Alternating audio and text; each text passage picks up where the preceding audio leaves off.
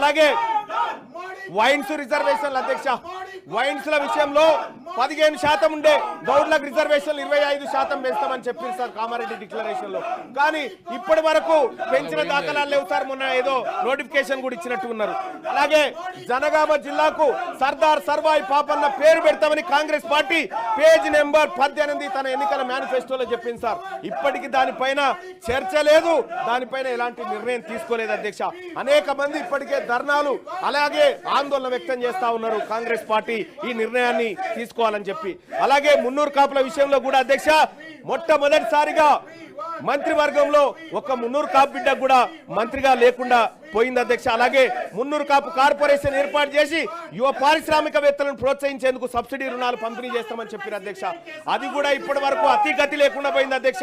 పద్మశాలి బిడ్డలకు జగిత్యాల, నారాయణపేట, భువనగిరిలో mega power క్లస్టర్లు ఏర్పాటు చేస్తామని చెప్పారు అధ్యక్ష. పద్మశాలిలకు పవర్ లూమ్స్ పరికరాలపైన 90% సబ్సిడీ అని చెప్పారు అధ్యక్ష. ఎటుపోయినాయి అధ్యక్ష?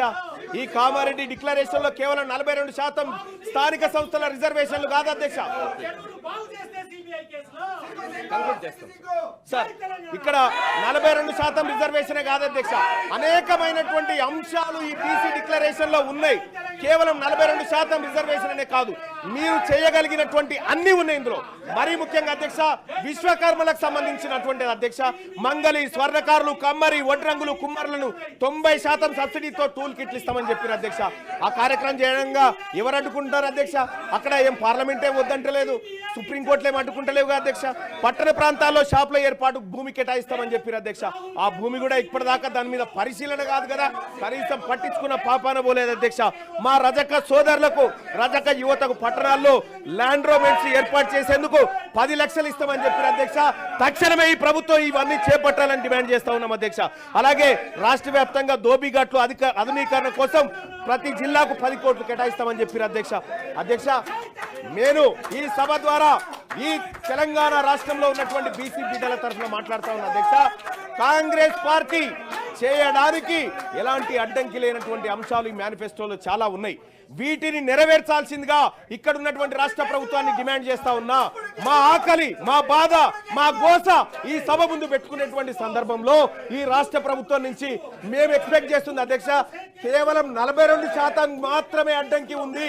మీరు ఇంప్లిమెంట్ చేయడానికి ఏ అంశానికి కూడా అడ్డంకులు లేవు. వీటిని అమలు చేయండి. ఇక్కడ 1,00,000 కోట్ల బడ్జెట్ పెట్టడానికి సార్ 20,000 కోట్లు ప్రతి ఏడాది బడ్జెట్ పెట్టడానికి ఎవరైనా అడ్డంకి ఉన్నారా? దీనికి మీరు పెట్టండి. బీసీలకు సంబంధించి రిజర్వేషన్ దయచేసి 42% రిజర్వేషన్ల విషయంలో అధ్యక్ష ఇవాళ గవర్నర్ గారు ఆమోదించాలి సార్. గవర్నర్ గారు సమ్మతించాలి. లేకపోతే మొన్న గతంలో సార్ ఇదే ఆనరబుల్ హైకోర్టులో గతంలో కేసీఆర్ గారు 34% రిజర్వేషన్ అన్నప్పుడు ఇగో అగ్రవర్ణాల వాళ్ళు హైకోర్టులో కేసేసి దీన్ని ఆపిరు సార్. ఇలా మళ్ళా ఇంకొక ఆయన పుట్టడానికి గ్యారంటీ ఏంది? ఇలా మళ్ళీ దాన్ని అడ్డుకోవడానికి గ్యారంటీ